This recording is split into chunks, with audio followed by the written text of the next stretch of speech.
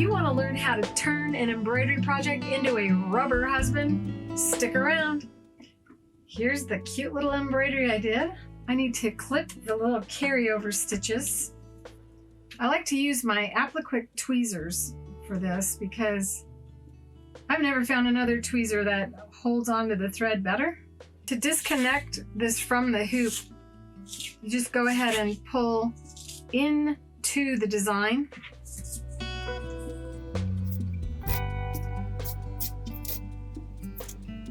Then you end up with a hole the shape of your embroidery design. I'm going to use an 1/8 inch seam allowance and sew with right sides together. To assist me in sewing straight, I'm using the Satinedge Foot, and it has this little wire connected to the white guide. And what that does is it makes it so that I can rely on it to sew a seam allowance. The distance from the guide to the needle is the seam allowance. If I just push toward the foot and the guide pushes back the other way, notice my hand doesn't move along with the fabric. I just position my finger to the side of the foot. Press toward the embroidery.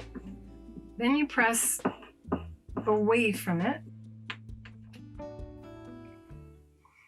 With the seams pressed this direction, I now can do a top stitch right along that edge, and the foot will feel the difference between those two levels of fabric. The distance between the needle and the guide is the distance my needle will stitch along the edge of this, pushing toward the foot, and then it pushes back the other way. And you get this really nice top stitch. Because this is going to be handled so much and hands going to be going in it a lot, I'm going to do another row of stitching. Also, it will help the eye to notice that this fabric is different than the fabric that's going to be inside the pocket. To do that, I'm going to move the guide further away from the needle and do exactly what I just did all over again. Move the guide and move your needle. Position your finger to the side.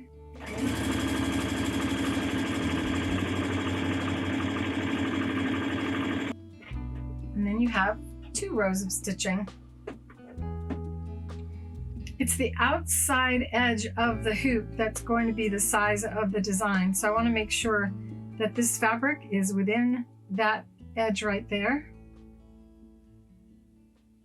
I can know that that is the size that I want it to be. Cut around the outside edge. This is our Hold Light stabilizer. It's an iron-on permanent fusible stabilizer with no adhesive. You can iron on this normally not ironable material without risking melting this. This is now bonded and prevents it from stretching, and it also takes all of the stickiness about it away.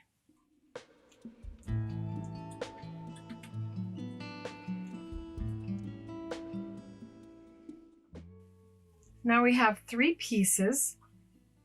Take and line up these together. And this is right sides facing one another as the lining. So right side up, right side against that, with the right side facing up.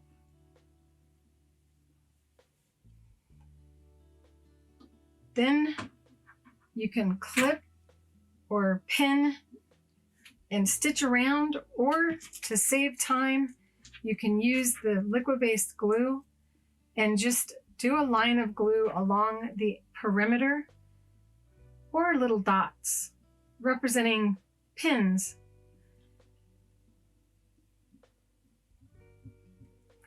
Once you create those little dots, just slide your finger across it very gently. You want to keep it on the fabric. And this is just a water-soluble stabilizer that's wet. We're going to do the same thing over here.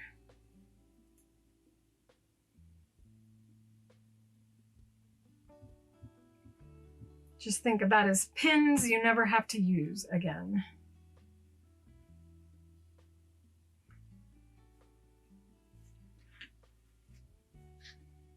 It'd be even better if you let that dry.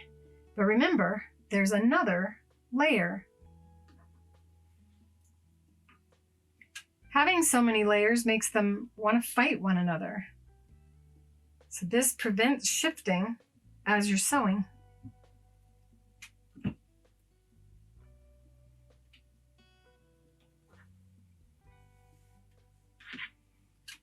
Now we're going to take and have the shiny side facing out.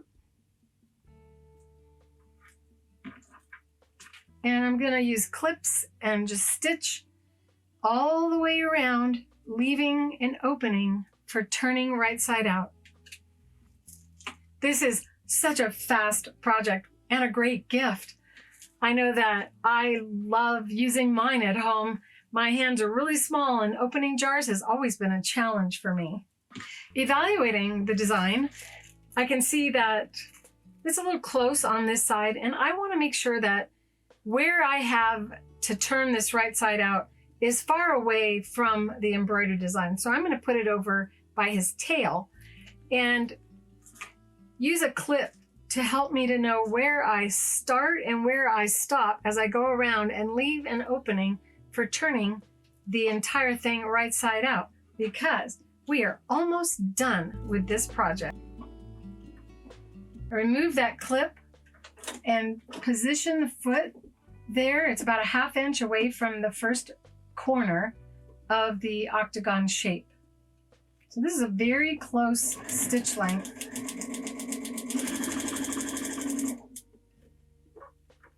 You don't have to lower your needle because the foot is what helps you make sure you maintain that seam allowance.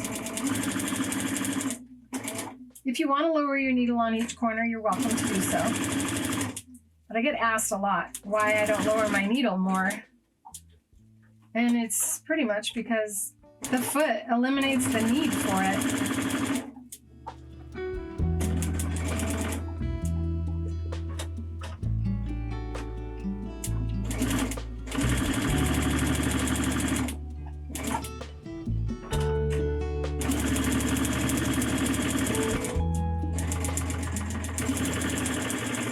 This tells me that I'm at the beginning. So I'm going to remove the clip. Sew a little bit and then reverse so that I can pull it out and I'm not at risk of the threads breaking. If you have ever sewn on this type of fabric before, you know that it just doesn't want to move. It gets stuck to the machine and to the presser foot. It is the hold light stabilizer that made me capable of going all the way around without it hesitating, without it affecting the stitch length. Now I'm going to turn it right side out, and because I use such a narrow seam allowance, I don't have to worry about clipping the corners. They'll turn very nice and have nice crisp points when I'm finished.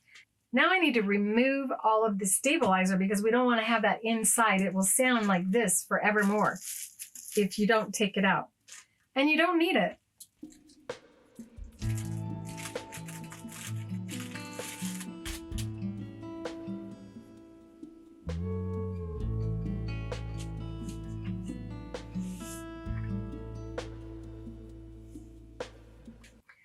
The final step is to stitch all the way around the perimeter, and this becomes a real problem. When you go ahead and try to put this on your machine and try to move the fabric, it will not feed at all on the machine. If you put the foot side down, the foot itself is stuck to the fabric. So I'm going to go ahead and fuse another piece of hold light onto this side. This also gives me the ability to press my fabric really nice and crisp with an iron.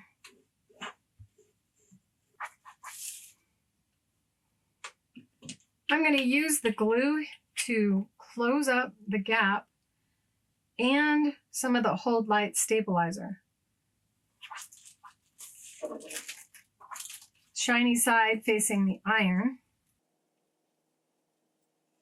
I'm going to wrap the hold light over the edge.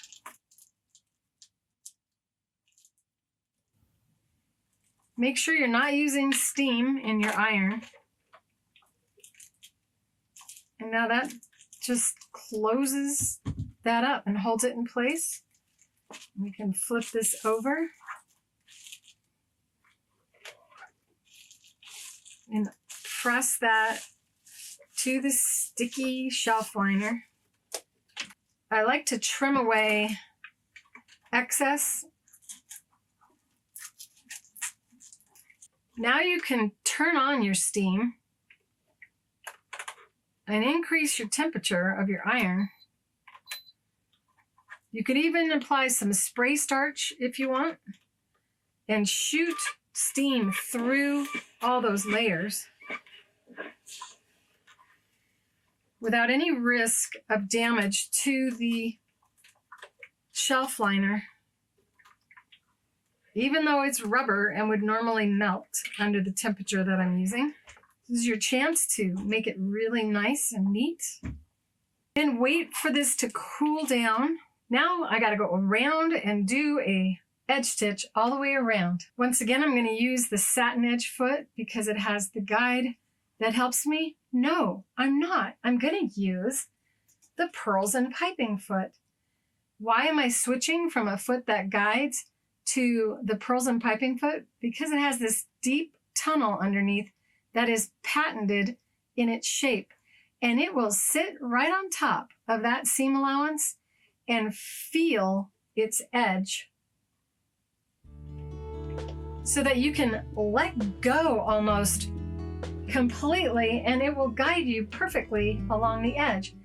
This foot has a little washer that slides left and right on the snap-on bar, and as with the other Creative Feet, it also comes with adapters so that you can attach it to different sewing machines. And then I like to start where your eye isn't drawn. So I'm going to start right there. Have my needle to the left. Always double check to make sure your needle position isn't too far left. So a couple stitches forward, a couple stitches back to secure that. And then as promised, I'm not holding on. The foot is doing the steering. I'm waiting till I reach a corner and I'm going to stop and raise the foot, move it, and double check to make sure my needle is in the correct position. And then once again, I'm not doing the guiding, the foot is doing the guiding. If you have ever made a fabric bowl, which I have right here, I have a pattern for this at creativefeet.com. This is one for handicapped people and or anyone who doesn't want to ever have their bowl fly out of their bowl cozy. This makes it so you can hold them better. And I use the Pearls and Piping Foot to do the edge stitch, the final stitching on these as well, because of this incredible ability that it has to guide on the edge of really thick seams. So as I come up to the corner, I'm going to make sure that I stop. And you can lower the needle if you feel more comfortable and then continue. But you don't have to sit there and hold on to the fabric and lean down and try to see better because the tunnel just holds it there for you. So if you want to do anything with your hand because you just feel like you need to do something, you can cradle it. And also on this, I do reduce the pressure on the presser foot. So I go from full pressure to the lightest. And if you don't know what that is on your machine, look in your instruction manual.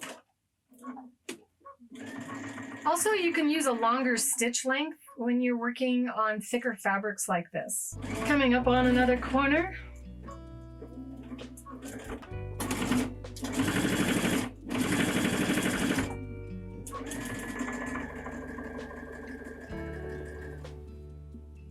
Coming up here, and you got to watch for that little fold that it doesn't get caught. There you go. Nice octagon shape, place for your hand. Just have to remove the hold light as we did before. You can kind of just run your fingers along it to loosen it up. A seam ripper, and just go ahead and pull it off.